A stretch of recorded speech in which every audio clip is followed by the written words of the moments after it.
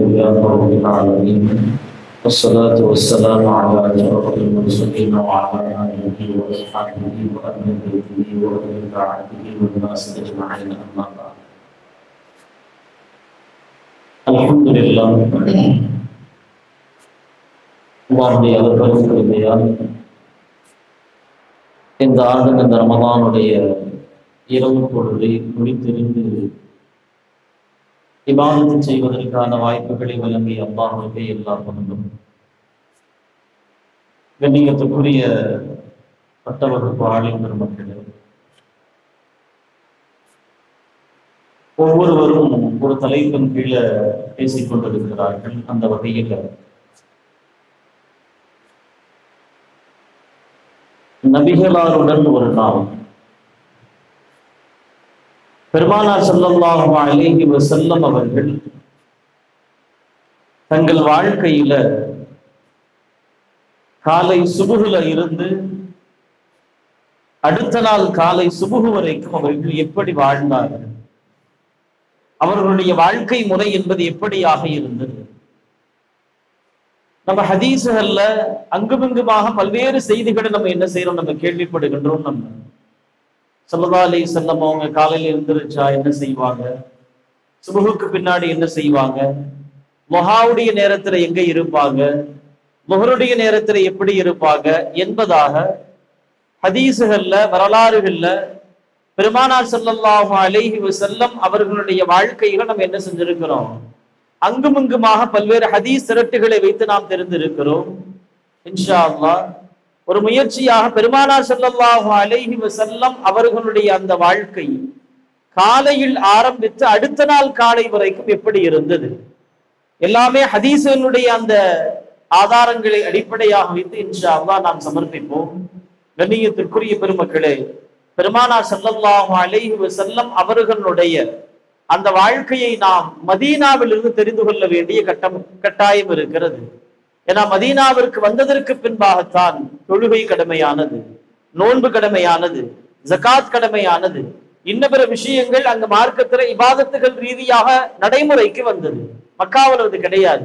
அப்ப இன்றைக்கு மதீனாவுல பெருமானார் ஸல்லல்லாஹு அலைஹி வஸல்லம் அவர்கள் எப்படி வாழ்ந்து காட்டினார்களோ அந்த முறையைத்தான் அன்றிலிருந்து இன்று வரைக்கும் இறுதி நாள் வரைக்கும் நாம் வாழப்போகிறோம். அல்ஹம்துலில்லாஹ். அப்ப பெருமானார் ஸல்லல்லாஹு அலைஹி வஸல்லம் அவர்களுடைய காலை பொழுது ஸல்லல்லாஹு அலைஹி வஸல்லம் அவர்கள் தஹஜ்ஜத் தொழுகையை தொழுது விட்டதற்கு பின்பாக பெருமானார் படுத்து விடுவாங்க, கொஞ்ச நேரம் உறங்குவாங்க.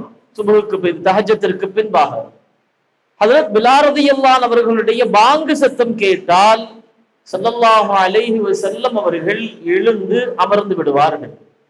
எழுந்து அமர்ந்து பிலால் ரலியல்லாஹு அன்ஹுடைய அந்த பாங்கிற்கு பதில் சொல்லி பாங்கு துஆ ஓதியதற்கு பின்பாக பெருமானார் ஸல்லல்லாஹு அலைஹி வஸல்லம் அவர்கள் அடுத்து முதலாவதாக செய்வது அவர்களுடைய இரு கரங்களையும் கழுவிவிட்டதற்கு பின்பாக மிஸ்வாக்கு செய்வாங்க. மிஸ்வாக்கு செய்ததற்கு பின்பாக குளிக்க வேண்டிய அவசியம் இருந்தால் குளிப்பார்கள் ஸல்லல்லாஹு அலைஹி வஸல்லம் அவர்கள்.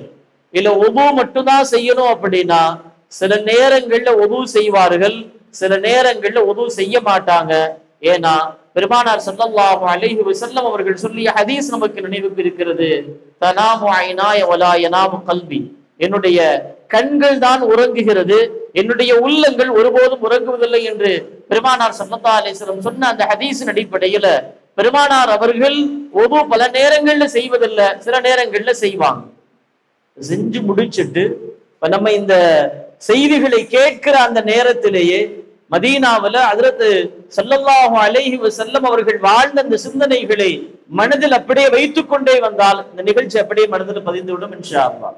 இப்ப பெருமானார் ஸல்லல்லாஹு அலைஹி வஸல்லம் அவங்க என்ன செய்யறாங்க, அதுக்கு அடுத்ததாக சுபுஹுனுடைய முன் சுன்னத்து 2 ரக்காத்து தொழுவாங்க. அதுல ரொம்ப சுருக்கமாக சில நேரங்கள்ல முதல் ரக்காத்துல குல் யா அய்யுஹல் காஃபிரூன் சூரா, இரண்டாவது ரக்காத்துல குல் ஹுவல்லாஹு சூரா, அல்லது சில நேரங்கள்ல சூரத்துல் பக்ராவுல வருகின்ற 136வது ஆயத்து கூலு ஆமன்னா பில்லாஹி வமா உன்ஸில இலைனா என்று துவங்குகின்ற ஒரு சில ஆயத்துக்களை முதல் ரக்காத்துல ஓதுவாங்க. இரண்டாவது ரக்காத்துல சூரா ஆல இம்ரான்ல வருகின்ற 64வது வசனமாக இருக்கக்கூடிய தஆலு இலா கலிமத்தின் சவாஅம் பைனனா வ பைனக்கும் என்கின்ற இந்த வசனத்தில் இருந்து சில ஆயத்துக்களை ரொம்ப சுருக்கமாக பெருமானார் ஸல்லல்லாஹு அலைஹி வஸல்லம் அவர்கள் ஓதி சுபஹுனுடைய முன் சுன்னத்தை தொழுது முடிப்பாங்க. முன் சுன்னத்தை தொழுது முடித்ததற்கு பின்பாக இன்னும் சஹாபாக்கள் எங்க வரணும்? பள்ளிக்கு ஜமாத்திற்கு வரணும். இந்த இடைப்பட்ட நேரத்துல ஸல்லல்லாஹு அலைஹி வஸல்லம் என்ன செய்வாங்கன்னா, ஹஜ்ரத் ஆயிஷா ரலியல்லாஹு அன்ஹா அவர்கள் அறிவிக்கின்றார்கள், ஃபஇன் குன்து முஸ்தைகிதன், நான் ஒருவேளை முடித்திருந்தால் ஹத்தஸனி, என்னோடு பெருமானார் ஸல்லல்லாஹு அலைஹி வஸல்லம் அவர்கள் கொஞ்ச நேரம் காலையில பேசுவாங்க. இல்ல ஃபஇன் குன்து அனாமு, நான் தூங்கிக் கொண்டிருந்தால் பெருமானார் ஸல்லல்லாஹு அலைஹி வஸல்லம் அவர்கள் இல்தஜா அலா ஃபிராஷிஹி, அவர்களும் படுத்து விடுவார்கள். முழிச்சிருந்தா காலையில் என்ன செய்வாங்க? தன்னுடைய மனைவிமார்களோடு பெருமானார் ஸல்லல்லாஹு அலைஹி வஸல்லம் அவர்கள் சுபஹ் தொழுகைக்கு முன்பாக உறவாடுவார்கள், பேசுவார்கள், உரை நிகழ்த்துவார்கள், அவர்களுக்குள்ளே பரிமாறிக் கொள்வார்கள். இல்ல மனைவிமார்கள் யாரும் முழிக்கல அப்படின்னா பெருமானார் ஸல்லல்லாஹு அலைஹி வஸல்லம் அவர்கள் படுத்துருவாங்க. இப்படி இருக்கிற நிலையில பள்ளியில சஹாபாக்கள் எல்லாம் ஜமாத்திற்கு ஒன்று கூடி விட்டால் ஹஜ்ரத் பிலால் ரலியல்லாஹு என்ன செய்வாங்க? பெருமானார் வீட்டுக்கு வந்து இப்படி சொல்லுவாங்க, அஸ்ஸலாத்து யா ரசூலல்லாஹ், தொழுக ஆரம்பிச்சிடலாமா, எல்லாம் வந்துட்டாங்க என்கின்ற அனுமதியை ஹஜ்ரத் பிலால் ரலியல்லாஹு கேட்பாங்க. பெருமானார் ஸல்லல்லாஹு அலைஹி வஸல்லம் அவங்க என்ன செய்வாங்க?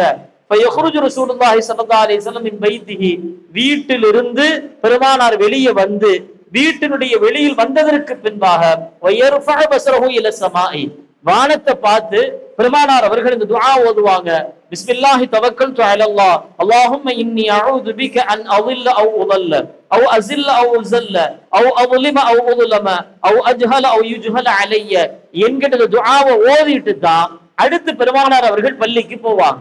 பள்ளிக்கு போய் அங்க நின்று ஒரு சில குறிப்பிட்ட துஆக்களை ஓதுறாங்க.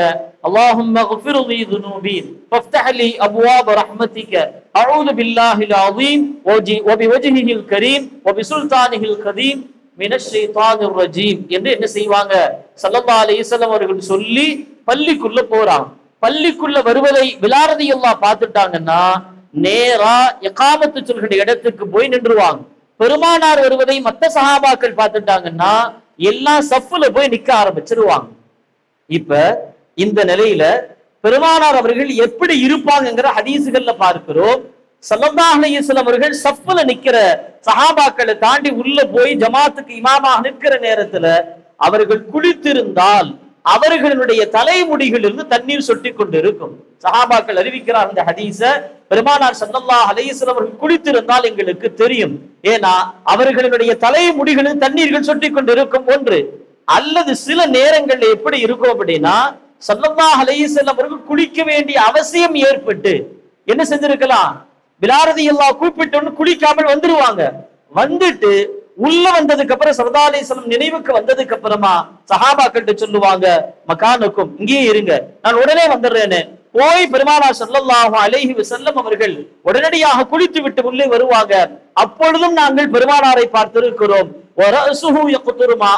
அவர்களின் தலையில் முடியிலிருந்து தண்ணீர் சொட்டுவதை நாங்கள் பார்த்திருக்கிறோம் என்பதாக சஹாபாக்கள் சொல்றாங்க. ஆக கண்ணியத்திற்குரிய பெருமக்களே, இன்றைக்கு இதோடு முடித்துக் கொள்வோம். நம்ம ஸல்லல்லாஹு அலைஹி வஸல்லம் அவர்கள் எழுந்திருத்து இப்ப சுபஹ் தொழுகைக்காக வேண்டி எங்க வந்து நின்று இருக்கிறாங்க?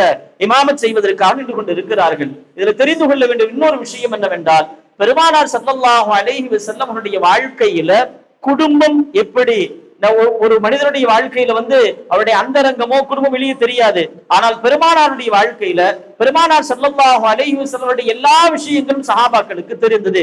அவர்கள் குளித்தார்களா குளிக்கலையா என்பது உட்பட தெரிந்ததாகத்தான் வரலாற்றுல பார்க்கிறோம். ஆக கண்ணியத்திற்குரிய பட்டவப்பு ஆலிம்களே, இன்ஷா அல்லாஹ் நாளைக்கு பெருமானார் ஸல்லல்லாஹு அலைஹி வஸல்லம் அவர்கள் இமாம் ஜமாத் செய்து இஷராக்கு வரைக்கும் எப்படி இருந்தார்கள் என்கிற செய்தியை பார்ப்போம். வ ஆகிரு தஅவானா அல்ஹம்துலில்லாஹ். அஸ்ஸலாமு அலைக்கும் வரஹ்மத்துல்லாஹி வ பரகாத்துஹு.